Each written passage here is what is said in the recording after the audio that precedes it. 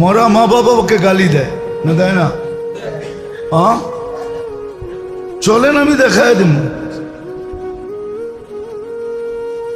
এটা সেটা বলে গালি দিয়া বলে আমাদের জন্য কি রেখে গেছে? আরে তোর অস্তিত্ব যে হয়েছে, তুই যে দুনিয়া দেখছো সেটাই তো বড়, এর চেয়ে বড় আর কি হবে? হ্যাঁ, প্রত্যেককে দেওয়ার ওয়াদা তো আল্লাহর আছে। আল্লাহ তো আরো আরেক রকম বলছেন, আমরা একটা ভাবি, আল্লাহ তো আরেকটা বলছেন, ইয়ারযুকুহুম ওয়া ইয়াকুম। আল্লাহ তো বলে সন্তানের কারণে তোকে পালবো, তোর কারণে তোকে পালবো না।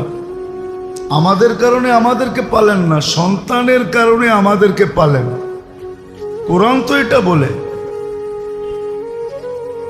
সন্তান তো আমার দ্বারা লালিত পালিত না, তার দ্বারা আমি লালিত পালিত।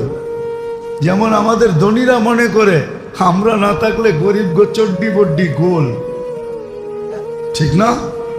আমরা গরিবদেরকে পালি, এটাই তো বলে না? এটা বলে না? হ্যাঁ, অথচ আল্লাহ বলে আনতুম তুরজাকুনা বিকুরাবাইকুম, শ্রমিকরা আসে বিদায় তোর প্যারাডো চলে। শ্রমিক না থাকলে, গরিব না থাকলে তোর প্যারাডো। তোকে একবার উপরে উঠাইতাম, আরেকবার নিচে আছাড় দিতাম। এই জন্য কিতাবের কথা আপনি মানেন আর না মানেন, লেখা রাখেন কুটিং করে, আমারটা সত্য।